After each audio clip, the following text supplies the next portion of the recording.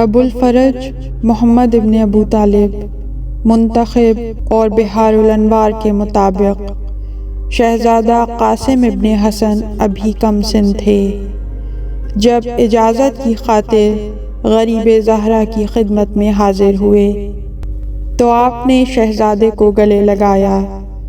چچا بھتیجا دونوں اس قدر روئے کہ غش کھا گئے۔ کافی دیر کے بعد جب غش سے آفاقہ ہوا تو شہزادے نے اذن جہاد مانگا۔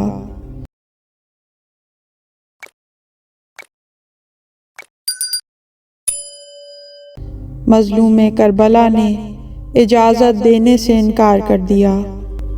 شہزادے نے اپنا سر مظلوم کربلا کے قدموں پر رکھ کر قدموں کو بوسے دینا شروع کر دیے۔ جناب سید الشہداء شہزادے کے چہرے کو قدموں سے اٹھاتے تھے اور شہزادہ اپنی آنکھیں قدموں سے ملتا تھا۔ بالآخر آپ نے اجازت دی اور انتہائی غمزدہ لہجے سے پوچھا، بیٹے بھلا کیا تجھ جیسا لال بھی موت کی طرف اپنی مرضی سے چل کر جاتا ہے؟ شہزادے نے عرض کیا، جب آپ جیسا شریف آقا، شفیق امام اور مہربان چچا مظلوم اور بے یار و مددگار ہو جائے تو پھر مجھ جیسوں کا اندر بیٹھے رہنا دائمی عار کے سوا کچھ نہیں ہوتا۔ امام حسین علیہ السلام نے شہزادے کا عمامہ اتارا، اسے 2 حصوں میں تقسیم کیا۔ دھوپ کی شدت کی بدولت ایک حصہ شہزادے کے سر پر باندھا، دوسرا حصہ نقاب کی صورت میں چہرے پر ڈالا۔ قمیض کے دونوں پہلو کفنی کی صورت میں چاک کیے اور فرمایا، بیٹا جاؤ، خدا حافظ۔ شہزادہ قاسم ابن حسن جنگ سے پہلے عمر سعد کے سامنے آ کھڑے ہوئے اور فرمایا، کیا تجھے خوف خدا نہیں؟ کیا تیرے دل میں قرابت رسول کا کوئی خیال نہیں؟ کیا تیرے دل کے ساتھ تیری آنکھ کا پانی بھی مر چکا ہے؟ عمر ابن سعد نے کہا، اگر ابن زیاد اور یزید کی اطاعت کر لو تو ابھی ہر سہولت میسر ہوگی۔ شہزادہ قاسم ابن حسن نے کہا، اللہ تجھے جزائے خیر سے محروم رکھے۔ تو جس نبی کی نبوت کا کلمہ پڑھتا ہے اسی نبی کی آل پیاس سے جاں بلب ہے، اور پھر بھی تو کہتا ہے کہ میں مسلمان ہوں۔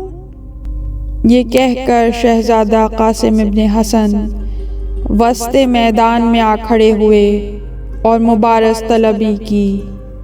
مقابلے میں 1000 سے تنہا لڑنے والا شام کا معروف جنگجو آیا۔ شہزادے نے جنگی حکمت عملی کی، اس کے گھوڑے کے منہ پر ایک چابک مارا، گھوڑا بدکا۔ وہ جنگجو گھوڑے پر سنبھل نہ سکا۔ شہزادے نے جھٹ سے اس پر وار کر کے اسے واصل جہنم کر دیا۔ پھر فوج یزید نے مل کر حملہ کیا۔ شہزادہ قاسم ابن حسن نے کئی سواروں کو واصل جہنم کیا اور کافی دیر تک جنگ کرتے رہے۔ جب تھک گئے تو واپس پلٹنا چاہا، لیکن ارزق راستہ روک کر کھڑا ہو گیا۔ شہزادے نے ارزق کو بھی واصل جہنم کیا، اور ان 2 گرامی پہلوانوں کے قتل ہونے سے میدان کربلا میں بھی تہلکہ مچ گیا۔ ہر طرف شہزادے کی شجاعت کی گونج ہونے لگی، اور ساتھ ہی یزیدی فوجیوں میں آتش انتقام بھڑک اٹھی۔ شہزادہ قاسم ابن حسن نے خیمے سے باہر آ کر عرض کیا، چچا جان، پیاس نے مار ڈالا ہے، کاش ایک گھونٹ پانی مل جاتا۔ مظلوم کربلا نے فرمایا، بیٹا صبر کرو، آپ کے بابا جان، دادا جان اور نبی کونین صلی اللہ علیہ وآلہ وسلم جام ہاتھوں میں لیے تمہارا انتظار کر رہے ہیں۔ وہ تمہیں حوض کوثر سے سیراب کریں گے۔ جناب قاسم ابن حسن واپس میدان میں آئے اور اپنا نصب العین یزیدی علمدار کو بنا کر اسی کی طرف رخ کیا۔ جو ہی شہزادے علمبردار کے سر پر پہنچے، ہر طرف سے تیروں کی ایسی بارش ہوئی کہ جناب قاسم ابن حسن کے لیے آگے کی طرف بھی نکلنا ممکن نہ رہا۔ حمید ابن مسلم کا بیان ہے کہ آج بھی میں آئینہ تصور میں جب میدان کربلا کو دیکھتا ہوں تو سب سے پہلے جس شخص کا عکس نظر آتا ہے وہ یہی حسن کا لال ہے، جس کے بائیں جوتے کا تسمہ ٹوٹ چکا ہے اور وہ انتہائی بے نیازی سے داد شجاعت دے رہا ہے۔ عمر ابن سعد میرے پہلو میں کھڑا تل ملا رہا تھا، کہنے لگا اس بچے نے فوج کا ستیہ ناش کر دیا ہے، میں اس سے انتقام ضرور لوں گا۔ حمید ابن مسلم کہتا ہے میں نے کہا تو کتنا سنگ دل ہے، یہ بچہ تو اپنا دفاع کر رہا ہے، باخدا اگر میں اس کے مقابلے میں ہوتا تو اس کی کم سنی کے پیش نظر اس کا ہر وار برداشت کر لیتا، لیکن اس پر ہاتھ نہ اٹھاتا۔ اتنی فوج ہے، نمٹ لیں گے، تو اس پیاسے کمسن کے معصوم خون سے ہاتھ سرخ نہ کر۔ اس ملاعون نے کہا نہیں، ایسا نہیں ہو سکتا، مجھے ضرور موقع کی تلاش میں رہنا چاہیے، جو ہی موقع ملا میں ہاتھ سے جانے نہ دوں گا۔ اس ظالم نے چھپ کر شہزادے کے سر کا نشانہ لیا۔ تلوار کا اچانک حملہ تھا۔ جناب قاسم ابن حسن گھوڑے کی زین پر ڈگمگائے۔ اب شیبہ بن سعد شامی نے پشت میں نیزہ مارا جو سینے کی طرف سے باہر نکل آیا۔ اس کے بعد یہ تمام ملاعون اپنا غصہ نکالتے رہے۔ 35 تیر شہزادہ قاسم ابن حسن کے جسم میں پیوست ہو گئے۔ سعید ابن عمر نے 3 دن کے بھوکے پیاسے شکم میں نیزہ مارا، جس سے شکم 2 نیم ہو گیا۔ پھر یحییٰ ابن وہب نے دائیں پہلو میں زور سے نیزہ مارا جو بائیں طرف سے نکل آیا۔ اب شہزادے سے زین پر سنبھلا نہ گیا، صرف اتنا کہہ سکے ادرکنی یا اماں، چچا مدد فرمائیے۔ اس کے بعد شہزادے کی آواز تیروں، نیزوں، تلواروں میں دب کر رہ گئی۔ یہیں پر بس نہیں ہوئی۔